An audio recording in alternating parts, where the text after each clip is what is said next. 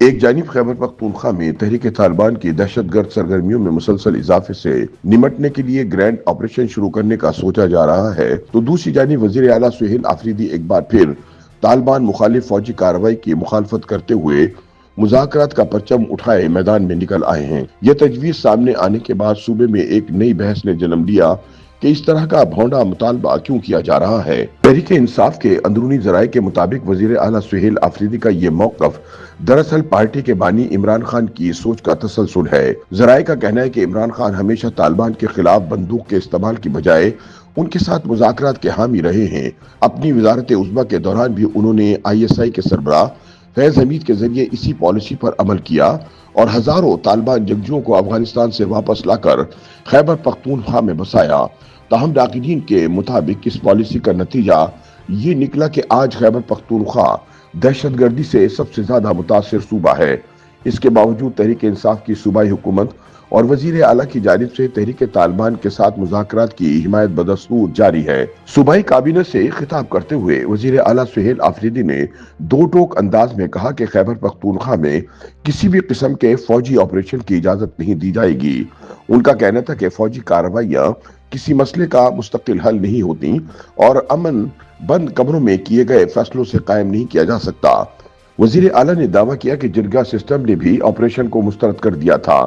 انہوں نے کہا کہ اگرچہ صوبے میں آپریشن کی تیاریاں کی جا رہی ہیں تاہم کوئی بھی فرد یا ادارہ زور زبردستی اپنا فیصلہ خیبر پختونخوا پہ مسلط نہیں کر سکتا۔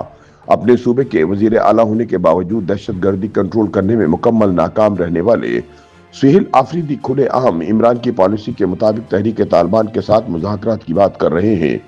ناقدین اس تناظر میں عمران خان کے دور حکومت کی مثالیں بھی دیتے ہیں جب ہزاروں TTP جنگجوؤں کو افغانستان سے واپس لا کر خیبر پختونخوا میں آباد کیا گیا تھا، لیکن اس فیصلے کے نتیجے میں تحریک طالبان دوبارہ منظم ہوئی اور آج اس کے تباہ کن اثرات اور نتائج خیبر پختونخوا کی عوام بھگت رہے ہیں۔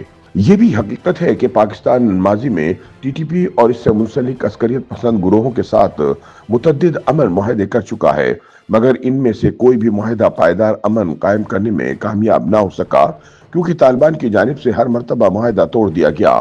تحریک طالبان کی قیادت تب ہی حکومت یا فوج کے ساتھ معاہدہ کرتی تھی جب اس کی پوزیشن کمزور ہوتی تھی، لیکن معاہدے کے بعد وہ دوبارہ سے اپنی طاقت اکٹھی کرتی اور معاہدہ توڑ دیتی۔ ان معاہدوں کی ناکامی کے بعد ریاست کو مختلف علاقوں میں بڑے پیمانے پر فوجی کارروائیاں کرنا پڑیں۔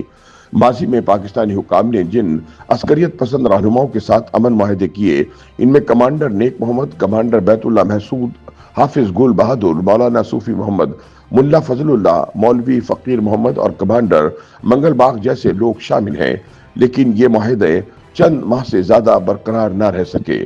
دہشت گردی روکنے کے لیے فوج سے پہلا بڑا امن معاہدہ اپریل 2024 میں جنوبی وزیرستان کے علاقے شکی میں کمانڈر نیک محمد وزیر کے ساتھ کیا گیا۔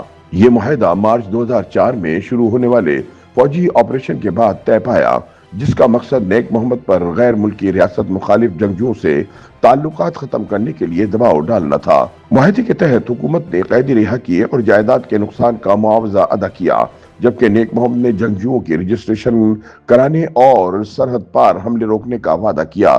تاہم یہ معاہدہ زیادہ عرصہ نہ چل سکا، جس کا اختتام کمانڈر نیک محمد کی ایک ڈرون حملے میں موت پر ہوا۔ سیاسی تجزیہ کاروں کا کہنا ہے کہ وزیر اعلیٰ سہیل آفریدی کا تعلق قبائلی علاقے سے ہے، جس کے باعث وہ تحریک طالبان کے لیے ہمدردانہ جذبات رکھتے ہیں۔ مبصرین کے مطابق اس ہمدردی کی بنیاد صرف نظریاتی ہم آہنگی نہیں بلکہ قبائلی دباؤ اور زمینی حقائق بھی ہے۔ ناقدین آفریدی کو ایک پرو طالبان کے طور پر دیکھتے ہیں۔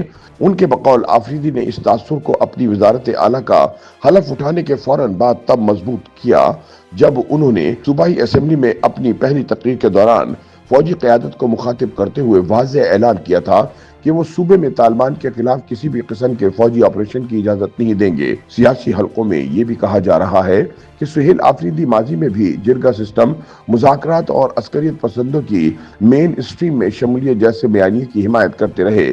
ان کے بیانات میں اکثر ریاستی طاقت کے استعمال کے بجائے قبائلی روایات، مصالحت اور مذاکرات پر زور دیا جاتا ہے، جسے ناقدین طالبان کے لیے نرم گوشہ قرار دیتے ہیں۔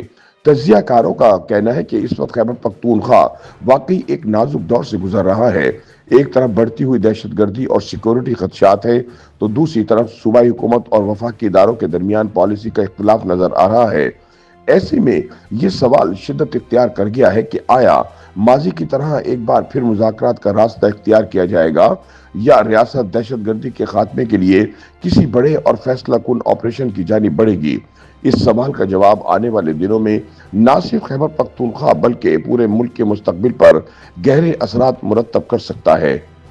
YouTube पर गूगली न्यूज देखने के लिए youtube.com की सर्च बार में गूगली न्यूज टीवी टाइप करें। गूगली न्यूज के पेज पर सुर्ख रंग के सब्सक्रिप्शन वाले बटन पर क्लिक करना ना भूलिए। YouTube पेज पर अपलोड होने वाली वीडियोस से बाखबर रहने के लिए बेल आइकन पर क्लिक कीजिए। आपको हर नई वीडियो के बारे में नोटिफिकेशन मौसूल हो जाएगा।